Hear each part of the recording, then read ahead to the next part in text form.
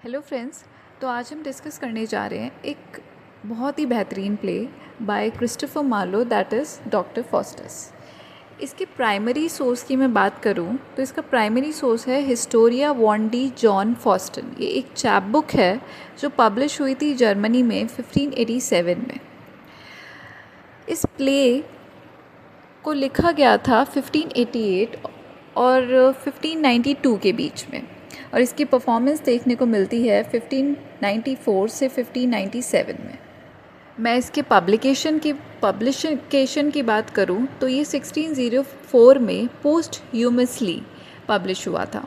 इसकी कोई original manuscript नहीं पाई जाती है, जो भी पाया जाता है वो इसका प्रिंटेड वर्जन में ही है। इसके थीम्स के बारे में मैं आपको बताना चाहूँगी। इसके थीम्स हैं ambition, limits of human knowledge, Christian theology, renaissance humanism and eternal struggle between good and evil, जो कि एक बहुत ही इम्पॉर्टेंट थीम है इसका। इसके मेन कैरेक्टर्स में आते हैं डॉक्टर फॉस्टस, जो कि प्रोटैगनिस्ट हैं इस पूरे प्ले के। एक स्कॉलर है विटनबर्ग से, जो अपनी सोल को सेल कर देते हैं in exchange of 24 years of power. अगला कैरेक्टर है मेफिस्टोफेलिस। मेफिस्टोफेलिस एक डीमन है और सर्वेंट है ल्यूसिफर का, जिसे डॉक्टर फॉस्टस समन करते हैं, और वो पूरी इस 24 ईयर की जर्नी में कांस्टेंट कंपेनियन का काम करेगा डॉक्टर फॉस्टस के साथ। नेक्स्ट इम्पॉर्टेंट कैरेक्टर आता है ल्यूसिफर, जो कि प्रिंस है हेल का, जो डॉक्टर फॉस्टस के सोल वाले ऑफर को एक्सेप्ट करता है। अगला कैरेक्टर है वॉगनर, जो कि स्टूडेंट है फॉस्टस का और सर्वेंट भी है। एट द एंड आपको देखने को मिलेगा कि डॉक्टर फॉस्टस अपना सब कुछ वैगनर को ही दे देते। वैगनर क्लेवर है, एम्बिशियस है। अगला कैरेक्टर्स हैं वेल्डिस एंड कॉर्नीलियस। ये फ्रेंड है डॉक्टर फॉस्टस के और मैजिशियन हैं, जो एनकरेज करते हैं फॉस्टस को कि उन्हें परस्यू करनी चाहिए नेक्रोमेंसी, और सिखाते हैं उन्हें बेसिक ब्लैक आर्ट। बाकी ये कैरेक्टर्स हैं गुड एंजल और ईवल एंजल की, जो फॉस्टस के कंसाइंस को शो करती हैं, उनके कन्फ्यूजन को शो करती हैं, जो इंटरनल कन्फ्लिक्ट चल रहा होता है उनके मन में, उन्हें शो करने का काम करती हैं good angel and evil angel. इसके अलावा एक कैरेक्टर एंड में देखने को मिलेगा द ओल्ड मैन, जो फॉस्टस को अश्योर करता है कि गॉड की मर्सी अभी भी अवेलेबल है, और अश्योर करता है कि अभी भी वो रिपेंट करे तो मर्सी को पा सकता है। बाकी कैरेक्टर हैं रॉबिन एंड रेफ का, जो कि कॉमिक कैरेक्टर्स हैं जो स्टोरी में देखने को मिलेंगे। बाकी कोरस है, जो कि बीच बीच में नरेशन का काम करती है। And there are some more characters like horse courser, the Pope, friar, Charles fifth, knight, duke and duchess of Vanholt, Helen of Troy, जिसे वो समन करते हैं doctor Faustus. So these are some minor characters and let's move on to the summary of this play. मैंने बहुत छोटे छोटे points लिखे हैं, सब 5 एक्ट्स हैं इस प्ले में, उनके बारे में, but I will explain you the story. So story शुरू होती है, डॉक्टर फॉस्टस एक रिस्पेक्टेड स्कॉलर हैं वीटनबर्ग में, जो काफ़ी डिससेटिस्फाइड हैं with the limit of traditional knowledge, logic, medicine, law and religion. तो वो ट्रेडिशनल नॉलेज की लिमिट से डिससेटिस्फाइड हैं, तो वो क्या चाहते हैं, वो और नॉलेज चाहते हैं, और नॉलेज जानने के लिए वो डिसाइड करते हैं कि वो परस्यू करेंगे magic and occult studies. Occult studies are hidden studies. So इसके लिए उन्हें इनकरेज करते हैं उनके 2 friends Valdes and Cornelius. Black magic के थ्रू, नेक्रोमेंसी के थ्रू फॉस्टस समन करते हैं, समन करना, बुलाना मेफिस्टोफेलिस को, जो कि एक डीमन है और सर्वेंट है ल्यूसिफर का, और वो उसे प्रपोज करते हैं कि वो अपनी सोल को बेचना चाहते हैं, ल्यूसिफर को सेल करना चाहते हैं 24 ईयर्स के magic and power, magical powers and service के एक्सचेंज में। मेफिस्टोफेलिस वॉर्न करता है फॉस्टस को, और वो उन्हें बताता है कि about the horror of hell, but Faustus insist कि नहीं, मेरे को तो पावर चाहिए। Faustus sign the contract with his own blood, वो अपने खून से उस कॉन्ट्रैक्ट को लिखता है। और एक फ्रेज़ होमोफ्यूज, वो उसके आर्म पर बन के आता है एज अ वार्निंग, जिसको वो उस वक्त इग्नोर कर देते हैं। मेफिस्टोफेलिस डिस्ट्रैक्ट करते हैं फॉस्टर्स को जब भी उनके दिमाग में कोई भी डाउट आ रहा होता है, तो उसके लिए 7 डेडली सिंस वो प्रेजेंट कर देते हैं और डिस्ट्रैक्ट करने की कोशिश करते हैं पूरी तरीके से जब भी फॉस्टर्स के दिमाग में कुछ भी डाउट आता है। फॉस्टर्स एक्सपीरियंस करता है कि शायद वो कुछ गलत कर रहा है और वो रिपेंटेंस के बारे में सोचता है, उसको कंसिडर करता है, और इस सब सोचने के बावजूद, इतना डाउटफुल होने के बावजूद भी वो अपने उसी पाथ पे कंटिन्यू करता है। यहाँ एक्ट 2 स्टार्ट हो चुका है। तो वो मेफिस्टोफेलिस से एक क्वेश्चन करता है यूनिवर्स के बारे में, जिसका उनका क्वेश्चन वही है कि यूनिवर्स किसने बनाई। बट मेफिस्टोफेलिस इस आंसर को करने से रिफ्यूज़ कर जाता है कि वर्ल्ड को किसने बनाया है। इससे फॉस्टर्स के डाउट्स थोड़े इंक्रीज़ हो जाते हैं, बट मेफिस्टोफेलिस और लूसीफर दोनों मिलके फॉस्टर्स को डिस्ट्रैक्ट करने की पूरी कोशिश करते हैं, और कहीं ना कहीं वो डिस्ट्रैक्ट कर भी लेते हैं। फॉस्टर्स अपने उसी पाथ पर चलने लगता है। इस सब के साथ साथ एक कॉमिक सब प्लॉट भी चल रहा है वैगनर का, जो कि फॉस्टर्स का सर्वेंट है, जो कि मैजिक यूज़ करता है कंट्रोल करने के लिए एक क्लाउन को जिसका नाम रॉबिन है। तो ये सब प्लॉट भी साथ साथ में चल रहा है।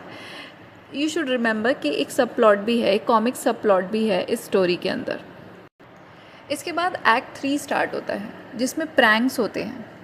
फॉस्टर्स और मेफिस्टोफेलिस ट्रैवल करते हैं रोम में एंड मेक देमसेल्फ इनविजिबल, और अपने आप को इनविजिबल बना लेते हैं। ट्रिक्स प्ले करते हैं पोप पे, उसका खाना चुरा लेते हैं, बॉक्सिंग हिज ईयर्स, ये सब चीज़ें वो कर रहे होते हैं।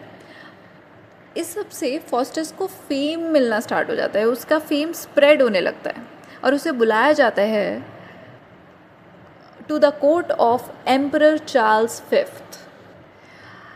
तो फॉस्टर्स वहाँ जाते हैं और फॉस्टर्स वहाँ पे conjures the spirit of Alexander the great. Conjure करना मतलब बुलाना, उसे किसकी स्पिरिट को बुलाते हैं? Alexander the great.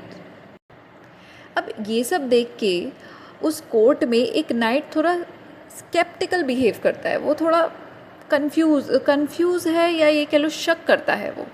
तो उस नाइट को ह्यूमिलिएट करने के लिए फॉस्टर्स उसके सर पे हॉर्न्स उगा देते हैं। आगे स्टोरी बढ़ती है तो एक्ट 4 स्टार्ट होता है, जिसमें और ट्रिकरीज एंड एंटरटेनमेंट आपको देखने को मिलेंगे। अब जिस कॉमिक सब प्लॉट को मैंने पहले एक्सप्लेन किया था, उसी में जो रॉबिन एंड रैफ हैं वो क्या करते हैं, वो स्टोल कर लेते हैं मैजिक बुक को अपने फॉर मिस एडवेंचर्स। एक्सीडेंटली वो क्या करते हैं, मेफिस्टोफेलिस को ही समन कर लेते हैं, और वो मेफिस्टोफेलिस उन्हें डराता है कि वो उन्हें ट्रांसफॉर्म कर देगा। तो ये सब प्लॉट भी साथ साथ में चल रहा होता है। बाकी फॉस्टर्स सेल करते हैं एक हॉर्स कोर्सर को, एक घोड़ा बेचते हैं वो, जो कि क्या होता है, पानी में जाने पे स्ट्रॉज में कन्वर्ट हो जाता है, मतलब भूसा बन जाता है। जैसे ही वो घोड़ा पानी में जाता है भूसा बन जाता है। हॉर्स कोर्सर बदला लेने की भी कोशिश करता है, but he is not able to take revenge from Dr. Faustus because he has so many powers right now. इसके अलावा फॉस्टर्स एंटरटेन करते हैं ड्यूक एंड डचेस ऑफ वेनहॉल्ट। कैसे? वो प्रोड्यूस करते हैं ग्रेप्स को आउट ऑफ सीज़न ग्रेप्स आ जाने से वो लोग काफ़ी हैरान हो जाते हैं और खुश भी हो जाते हैं इस ट्रिक को देखकर। अब ये जिनके साथ भी फॉस्टर्स ने ये अलग अलग हरकतें की थी, ट्रिक्स की थी, वो सब कोर्ट में, ड्यूक के कोर्ट में आके उसे कन्फ्रंट करते हैं, बट डॉक्टर फॉस्टर्स अपनी मैजिक से उन सबको डिसमिस कर देता है। इसके बाद एक्ट 5 स्टार्ट होता है। अब एक्ट 5 में आपको देखने को मिलेगा रिमॉर्स, despair and damnation.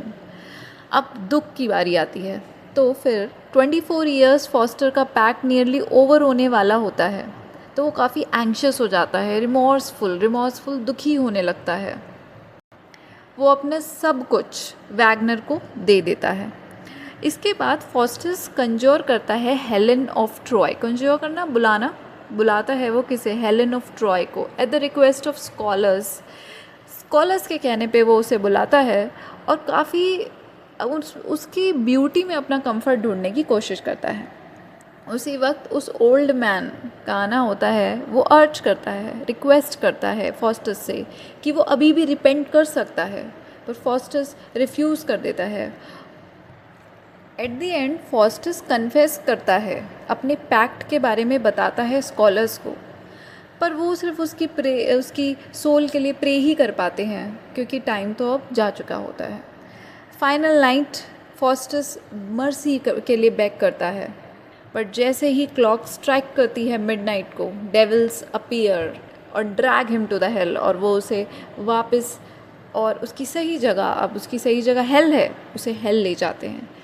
Next morning scholars देखते हैं कि फॉस्टस की जो बॉडी है वो एकदम म्यूटिलेटेड है, वो एकदम अब ख़त्म हो चुकी है, और वो उसके फेट पे मौन करते हैं, दुखी होते हैं। और इस तरह से ये एक बहुत ही बेहतरीन प्ले एंड होता है।